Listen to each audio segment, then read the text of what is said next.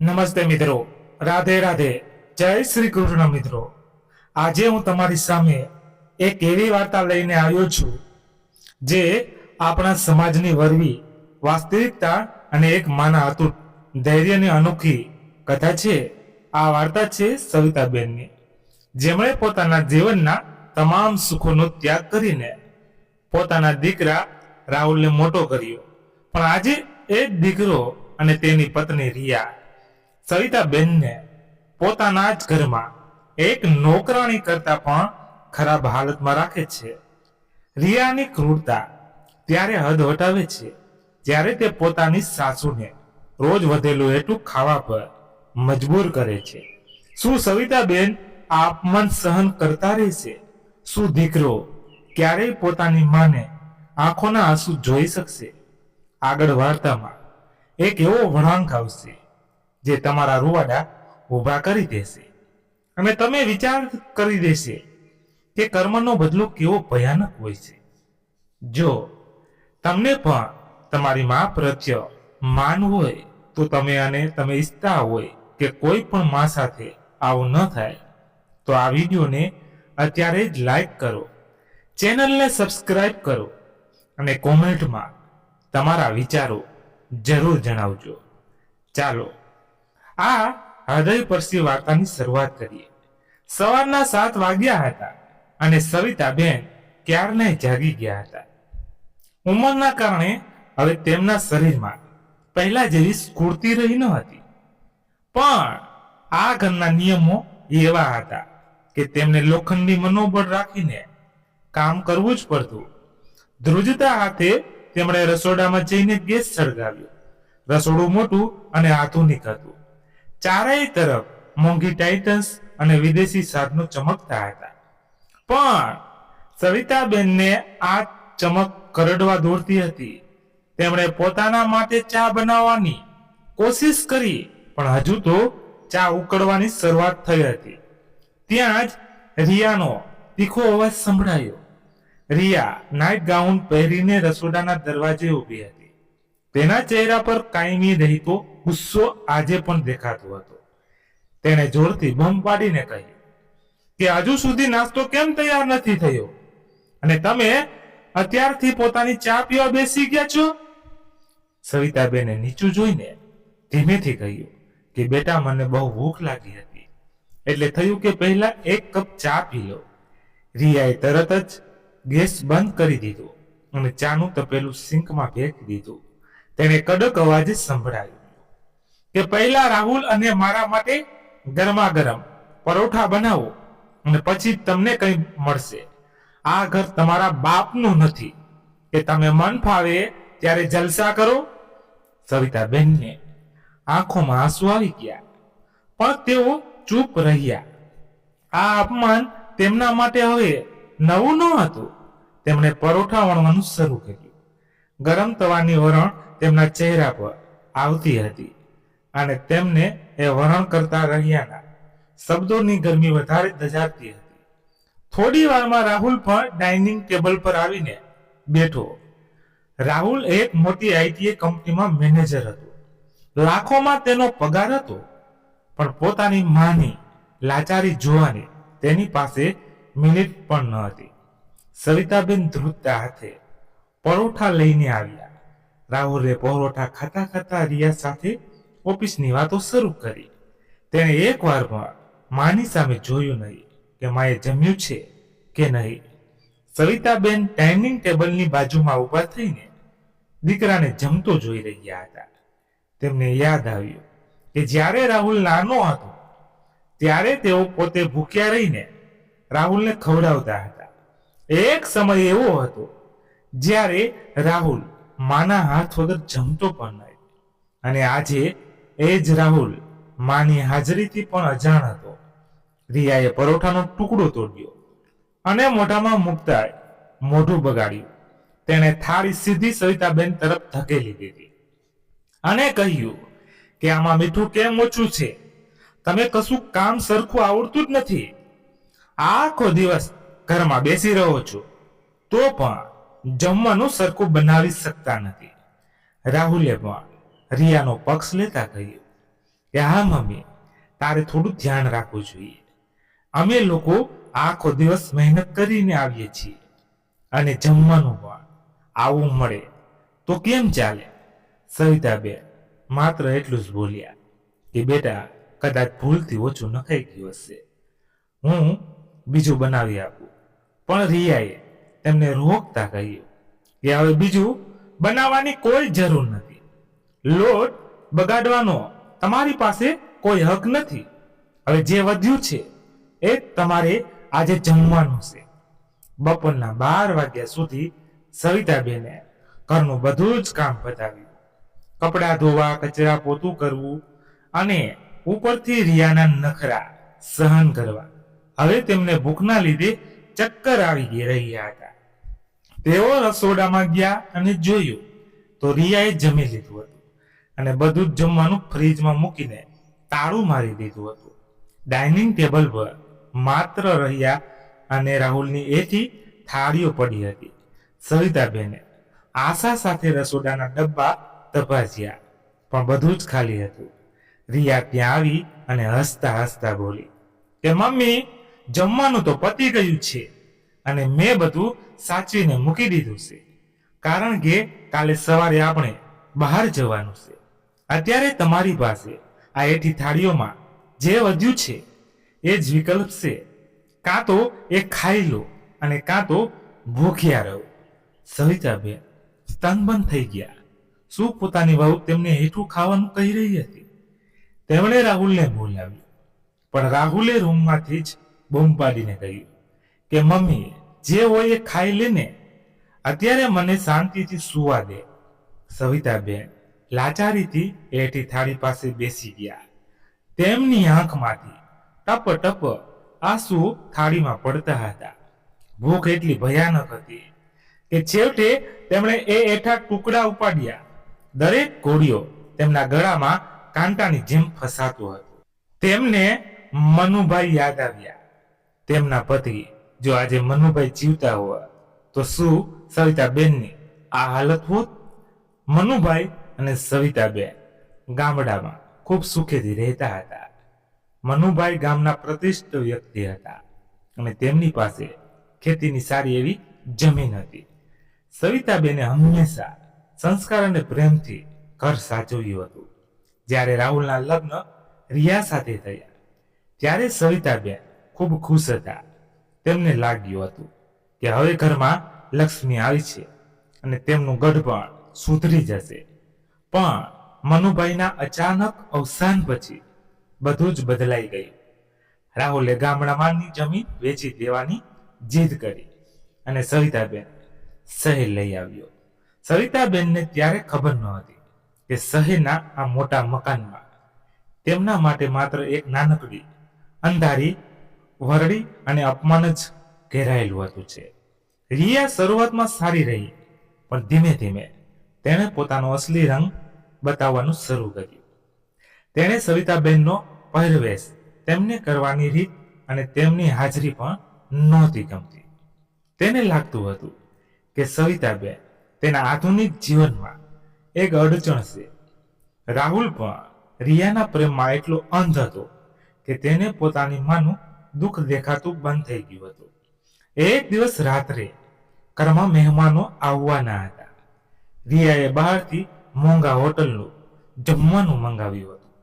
સવિતાબેનને આદેશ આપવામાં આવ્યો હતો કે જ્યાં સુધી મહેમાનો જાય નહીં ત્યાં સુધી તેમણે પોતાની ઓરડીમાંથી બહાર આવવું નહીં. સવિતાબેન ભૂખ્યા તરસ્યા પોતાની ઓરડીમાં બેસા રહ્યા. બહાર હસવાનો અને વાંસણોનો અવાજ આવતો હતો. મોડી રાત્રે જ્યારે મહેમાનો ગયા ત્યારે સવિતાબેન ધીમેથી બહાર આવ્યા. તેમને આશા હતી કે આજે તો ઘણું જમવાનું વધ્યું હશે, એટલે તેમને કંઈક સારું ખાવા મળશે. પણ રિયાએ મહેમાનોની હાજરીમાં બધું વધેલું જમવાનું કચરા પેટીમાં નખાવી દીધું હતું. જ્યારે સવિતાબેને પૂછ્યું કે બેટા, કંઈ વધ્યું છે, ત્યારે રિયાએ કચરા પેટી તરફ ઈશારો કરીને કહ્યું કે બધું ત્યાં જ છે, જો તમારી ઈચ્છા હોય તો ત્યાંથી કાઢીને ખાઈ લો. સવિતાબેન ધ્રુજી ઉઠ્યા. શું એક માણસ બીજા માણસ સાથે આવું વર્તન કરી શકે છે? તે રાત્રે સવિતાબેન આખી રાત ઊંઘી ન શક્યા. તેમણે નક્કી કર્યું કે હવે પાણી માથા પરથી જઈ રહ્યું છે, પણ તેમની પાસે જવું ક્યાં? કોઈ સહારા વગર તેઓ સાવ એકલા હતા. બીજા દિવસે સવારે રિયા અને રાહુલ કોઈ પાર્ટીમાં જવાના હતા. સવિતાબેન ઘરની સાફ સફાઈ કરી રહ્યા હતા. ત્યારે તેમને સોફાની નીચેથી એક જૂની ડાયરી મળી. આ ડાયરી મનુભાઈની હતી. સવિતાબેને ધ્રુજતા હાથે ડાયરી ખોલી. તેમાં મનુભાઈએ પોતાના જીવનની છેલ્લી ઈચ્છા અને મિલકત વિશે કંઈક એવું લખ્યું હતું જે સવિતાબેન પણ જાણતા ન હતા. ડાયરીમાં એક વકીલનું નામ અને સરનામું હતું અને સાથે એક ચાવી પણ હતી. સવિતાબેનને યાદ આવ્યું કે મનુભાઈ ઘણીવાર કહેતા હતા કે સવિતા, જો ક્યારે તારા પર મુશ્કેલી આવે તો બેંકના લોકોનો ઉપયોગ કરજે, જે મેં તારા નામે રાખ્યું છે. અત્યાર સુધી સવિતાબેને આ વાત પર ધ્યાન નહોતું આપ્યું, કારણ કે તેમને દીકરા પર વિશ્વાસ હતો, પણ હવે એ વિશ્વાસ તૂટી ચૂક્યો હતો. તેમણે ડાયરી અને ચાવી સાચવીને પોતાની પાસે રાખી. તેમના મનમાં એક આશાનું કિરણ જાગ્યું. શું આ મિલકત તેમને આ નરકમાંથી બહાર કાઢી શકશે? રિયાએ સવિતાબેનને બોલાવ્યા અને કહ્યું કે અમે 2 દિવસ માટે બહાર જઈએ છીએ. ઘરનું ધ્યાન રાખજો, અને હા, ફ્રીજમાં માત્ર થોડો લોટ અને શાક છે, વધારે ખાવાની આદત ન પાડતા. રાહુલ અને રિયા નીકળી ગયા. સવિતાબેન માટે આ એક તક હતી. તેમણે નક્કી કર્યું કે તેઓ એ વકીલને મળશે. તેઓ ઘરેથી નીકળ્યા. શહેરનો રસ્તો શોધવો તેમના માટે મુશ્કેલ હતો, પણ કુદરત તેમની સાથે હતા. છેવટે તેઓ વકીલની ઓફિસે પહોંચ્યા. વકીલ સાહેબ મનુભાઈના જૂના મિત્ર હતા. તેમણે સવિતાબેનને જોયા અને ઓળખી ગયા. સવિતાબેનની હાલત જોઈને વકીલ સાહેબને બહુ દુઃખ થયું. તેમણે સવિતાબેનને બેસાડ્યા અને પાણી આપ્યું. સવિતાબેને રડતા રડતા પોતાની બધી વ્યથા કહી સંભળાવી. વકીલ સાહેબનો ગુસ્સો 7મા આસમાને પહોંચ્યો. તેમણે કહ્યું કે ભાભી, મનુભાઈએ જે કર્યું હતું એ આજે તમને બચાવશે. મનુભાઈએ શહેરની આસપાસની એક જમીન, જેની કિંમત આજે કરોડોમાં છે, તે માત્ર તમારા નામે કરી હતી, અને તેના કાગળિયા લોકરમાં સુરક્ષિત છે. રાહુલે જે જમીન વેચી હતી તે તો માત્ર એક નાનો ભાગ હતો. અસલી મિલકત તો તમારી પાસે છે. સવિતાબેન આ સાંભળીને આશ્ચર્યચકિત થઈ ગયા. તેમની પાસે આટલી બધી મિલકત હતી અને તેઓ હેઠું ખાવા પર મજબૂર હતા. વકીલ સાહેબે તેમને સમજાવ્યું કે જો તેઓ ઈચ્છે તો આ મિલકત વેચીને એક ભવ્ય જીવન જીવી શકે છે અને રાહુલ રિયાને પાઠ ભણાવી શકે છે. પણ સવિતાબેનનું માથું તો હજુ પણ વચ્ચે આવતું હતું. તેમણે વકીલ સાહેબને કહ્યું કે મને થોડો સમય આપો, હું વિચારીને જણાવીશ. તેઓ ઘરે પાછા આવ્યા, પણ તેમના મનમાં હવે એક નવી શક્તિ હતી. હવે તેઓ લાચાર સવિતાબેન ન હતા, પણ કરોડોની મિલકતની માલકીન હતા.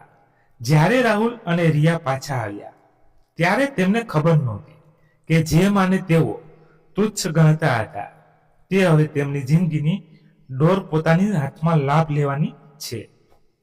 સવિતાબેને રસોડામાં જઈને રિયાની આંખોમાં આંખ મિલાવીને કંઈ જોયું. રિયાને કંઈક અલગ લાગ્યું, પણ તેને હંમેશાની જેમ બૂમ પાડીને કહ્યું કે જમવાનું કેમ તૈયાર નથી? સવિતાબેને શાંતિથી જવાબ આપ્યો કે બેટા, હવે આ જમવાનું બનાવવાની જવાબદારી મારી નથી. હવે આ ઘરમાં નવા નિયમો લાગુ થશે. રિયા હસવા લાગી અને બોલી કે શું તમે પાગલ થઈ ગયા છો? તમારા જેવા ભિખારીવાળી ક્યાં નિયમો બનાવશે? પણ સવિતાબેનનો આત્મવિશ્વાસ જોઈને રાહુલ થોડો ગભરાયો. વાર્તાના પહેલા ભાગમાં સવિતાબેનના અત્યાર સુધીના દુઃખ અને અપમાનની પરીક્ષા આપણે જોઈ, પણ હવે શરૂ થશે અસલી ખેલ. સવિતાબેન પાસે જે રહસ્ય છે તે કેવી રીતે રિયા અને રાહુલની દુનિયા બદલી નાખશે. શું સવિતાબેન તેમને માફ કરશે કે પછી તેમને એવો પાઠ ભણાવશે જે આખી દુનિયા માટે ઉદાહરણ બની જાય? શું રિયાને પોતાની ભૂલ સમજાશે કે તે હજુ પણ વધારે નીચ પડશે? આ બધું જાણવા માટે આ વાર્તાનો બીજો ભાગ જોવાનું ચૂકતા નહીં. સવિતાબેનના શબ્દો સાંભળીને રહ્યા પહેલા તો જોર જોરથી હસવા લાગી. તેને લાગ્યું કે આ ડોશીનું મગજ હવે સાવ ખસી ગયું છે. રાહુલે પણ ગુસ્સામાં આવીને કહ્યું કે મમ્મી તું ભાનમાં તો છે ને? મારા જ ઘરમાં રહીને તું અમને નિયમો શીખડાવી રહી છે. સવિતાબેન એકદમ શાંત હતા. તેમના ચહેરા પર હવે કોઈ ડર કે લાચારી ન હતી. રિયાએ તરત જ રાહુલનો કાન ભરવાના શરૂ કર્યા અને કહ્યું કે જોયું ને, આ ડોશીને આપણે આટલા સાચવીએ છીએ તો પણ તેના મગજમાં ચરબી ચડી ગઈ છે. આજે તો એને ઘરમાંથી બહાર જ કાઢી મૂકો. રાહુલે પણ પત્નીની વાતમાં આવીને સવિતાબેનનો હાથ પકડ્યો અને તેમને ઘરના દરવાજા તરફ ખેંચી ગયો. સવિતાબેને એકવાર પણ પ્રતિકાર ન કર્યો. જે દીકરાને તેમણે પોતાના ખોળામાં રમાડ્યો હતો, આજે એ જ દીકરો તેમને રસ્તા પર કાઢી રહ્યો હતો. રાહુલે ઘરનો દરવાજો ખોલ્યો અને સવિતાબેનને ધક્કો મારીને બહાર કાઢી દીધા. દરવાજો જોરથી બંધ થવાનો અવાજ આખા મોહલ્લામાં ગૂંજી ઉઠ્યો. સવિતાબેન રસ્તા પર ઊભા હતા. તેમના પગમાં ચંપલ પણ ન હતા, પણ આજે તેમની આંખમાં એક પણ આંસુ ન હતું. તેમણે પાછું વળીને એ ઘર સામે જોયું પણ નહીં. બસ સીધા જ વકીલ સાહેબની ઓફિસ તરફ ચાલવા લાગ્યા. વકીલ સાહેબે જ્યારે સવિતાબેનને આ હાલતમાં જોયા ત્યારે તેઓ ચોંકી ગયા. સવિતાબેને તેમને બધી વાત કરી અને મક્કમ અવાજે કહ્યું કે હવે મારે મારો હક જોઈએ છે. મારા પતિએ મારા માટે જે વ્યવસ્થા કરી હતી તે હવે મારે મારા નામ પર કરવી છે. વકીલ સાહેબે તરત જ બધી કાનૂની કાર્યવાહી શરૂ કરી દીધી. થોડા દિવસોમાં જમીન વેચીને કરોડો રૂપિયા સવિતાબેનના બેંક ખાતામાં આવી ગયા. વકીલ સાહેબની મદદથી સવિતાબેને એક સારું ઘર લીધું અને પોતાની અંદર રહેલી આવડતને બહાર લાવવાનું શરૂ નક્કી કર્યું.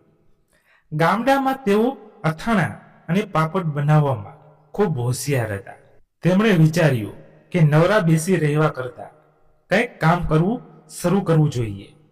તેમણે નાના ભાઈએ એક ગૃહ ઉદ્યોગ શરૂ કર્યો. તેમની મહેનત, પ્રમાણિકતા અને સ્વાદના જાદુને લઈ થોડા જ સમયમાં તેમનો આ ઉદ્યોગ ખૂબ મોટો થઈ ગયો. જોત જોતામાં 3 વર્ષ વીતી ગયા. હવે સવિતાબેન માત્ર એક લાચાર માનો હતા રહ્યા વગર પણ શહેરના એક જાણીતા ઉદ્યોગપતિ બની ગયા હતા. તેમની કંપનીનું નામ હવે આખા શહેરમાં ગુંજતું હતું. મોટા મોટા લોકો તેમને મળવા માટે સમય માંગતા હતા. સવિતાબેન હવે આલિશાન ગાડીમાં ફરતા હતા, પણ તેમનો સ્વભાવ હજુ પણ એવો જ શાંત અને પ્રેમાળ હતો. બીજી તરફ કર્મની ગતિ પોતાનો ખેલ રમી રહી હતી. ઘરમાં સવિતાબેનનું અપમાન થયું હતું ત્યાં હવે પનોતી બેસી ગઈ હતી. રાહુલ જે કંપનીમાં કામ કરતું હતું ત્યાં કોઈ મોટો ગોટાળો થયો અને બધો જ આરોપ રાહુલ પર આવ્યો. કંપનીએ તરત જ રાહુલને નોકરીમાંથી કાઢી મૂક્યો અને તેના પર પોલીસ કેસ પણ કરી દીધો. રાહુલને બચાવવા માટે રિયા અને રાહુલે પોતાની બધી જમા પૂંજી વાપરી નાખી. દાગીના વહેંચાઈ ગયા અને છેવટે બેંકે તેમને મોટું ઘર પણ જપ્ત કરી લીધું. રિયા આખો દિવસ મોંઘા કપડાં અને મેકઅપમાં ફરતી હતી. તેણે હવે એક નાનકડી ભાડાની ઓરડીમાં રહેવા જવું પડ્યું. બંનેના જીવનમાં અંધકાર છવાઈ ગયો હતો. રાહુલને કોઈ નવી નોકરી કરવા આપવા તૈયાર ન હતું, કારણ કે તેના પર કેસ ચાલી રહ્યો હતો. ઘરમાં ખાવાના પણ ફાફા પડવા લાગ્યા. રિયા હવે પોતાના નસીબને કોસતી હતી, પણ તેને ક્યારેય એવો વિચારવાના ના આવ્યો કે આ બધું તેની સાસુના નિશાસાનું પરિણામ છે. ભૂખ અને ગરીબી શું હોય છે તેનો અહેસાસ હવે રિયાને થઈ રહ્યો હતો.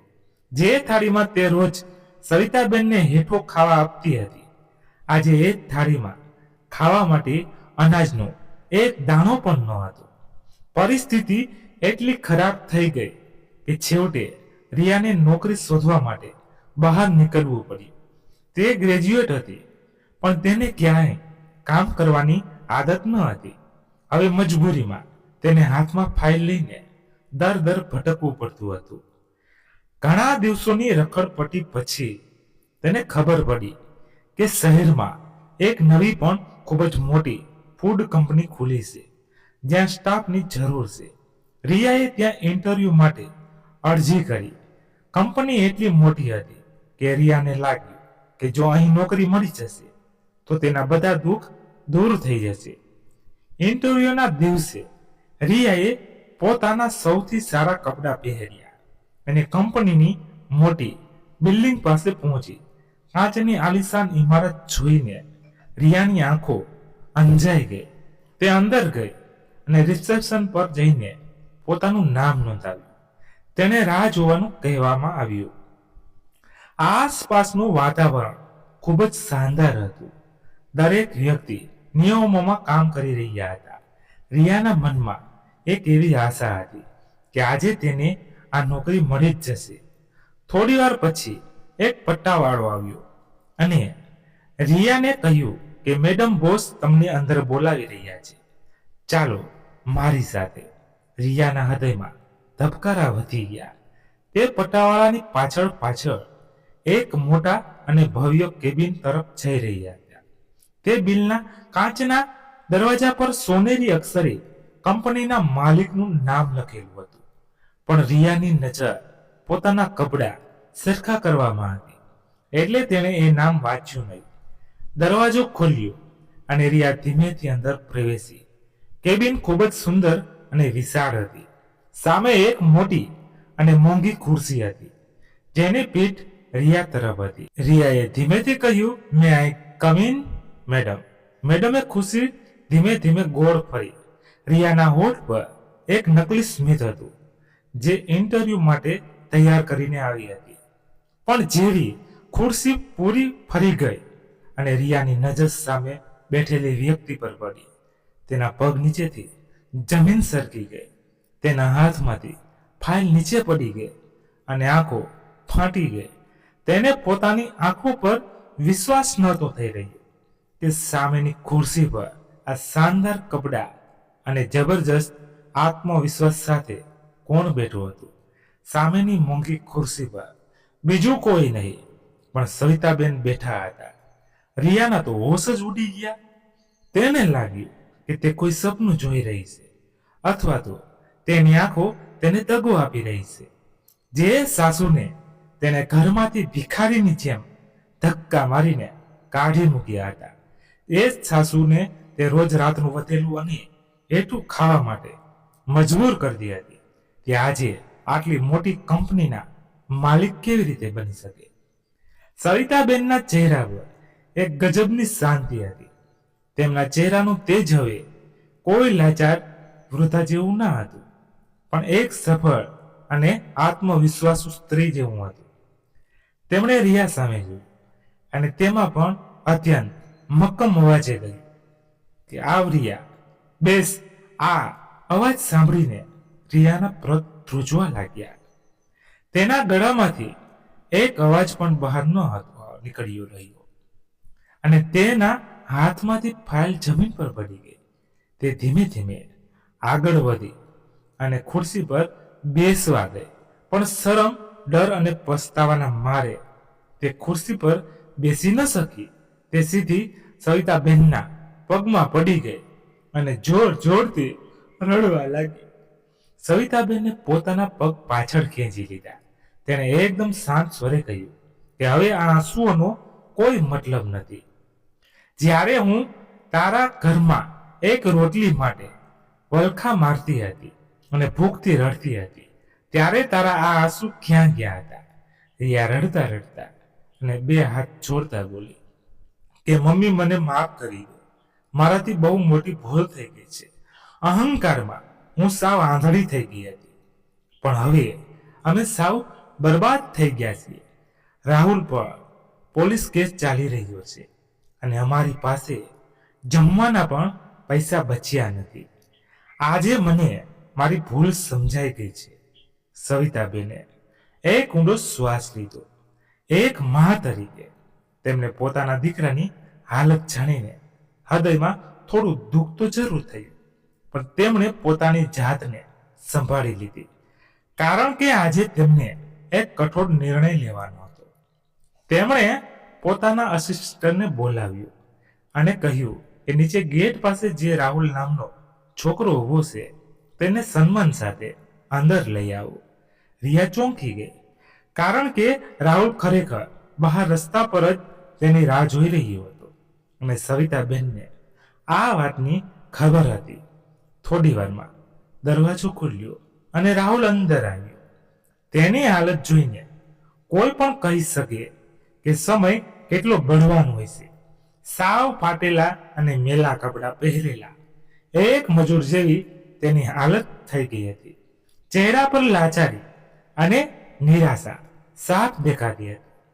જેવો તે અંદર આવ્યો અને તેની સામે ખુરશી પર શાનદાર કપડામાં પોતાની માને બેઠેલી જોઈ, તેના પગ નીચેથી પણ જમીન ખસી ગઈ. તેને પોતાની આંખો પર વિશ્વાસ ન આવ્યો કે તેની માં આજે આ મુકામ પર છે. તે દોડીને સવિતાબેન પાસે ગયો અને જોર જોરથી રડવા લાગ્યો. માં, મને બચાવી લે. માં, હું સાવ ખતમ થઈ ગયો છું. મારી જિંદગી બરબાદ થઈ ગઈ છે. એમ બોલતો બોલતો તે જમીન પર પોતાની પત્નીની બાજુમાં જ બેસી ગયો. સવિતાબેન પોતાની ખુરશી પરથી ઊભા થયા અને ધીમે ધીમે ચાલીને દીકરા પાસે આવ્યા.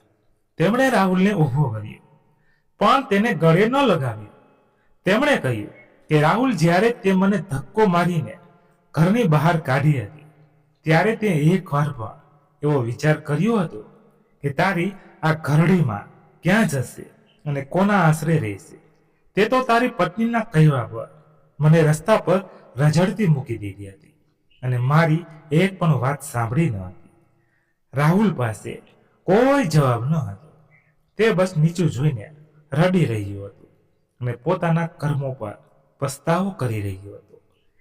સવિતાબેને કહ્યું કે તારા પિતાજીએ મારા માટે જે જમીન રાખી હતી તે મેં વહેંચી દીધી અને મારી પોતાની મહેનતથી અને રાત દિવસ પરસેવો પાડીને આટલો મોટો ઉદ્યોગ કર્યો છે.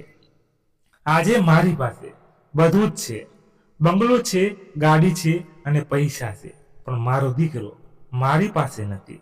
કારણ કે મારો દીકરો તો એ જ દિવસે મરી ગયો હતો, જે દિવસે તેણે પોતાની માને ઘરમાંથી કાઢી મૂકવાનો અક્ષમય ગુનો કર્યો હતો. હવે રિયા અને રાહુલ બંને સવિતાબેનની માફી માંગી રહ્યા હતા અને કરકરી રહ્યા હતા. રિયા કહેતી હતી કે મમ્મી, તમે અમને અમારી સાથે રાખી લો. અમે આખી જિંદગી તમારી સેવા કરીશું અને તમને કોઈ તકલીફ નહીં પડવા દઈએ.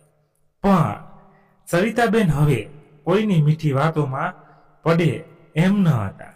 તેમણે સ્પષ્ટ શબ્દોમાં કહ્યું કે ના, હવે તમે મારી સાથે મારા ઘરમાં રહી નહીં શકો, કારણ કે એ અધિકાર તમે ગુમાવી દીધો છે.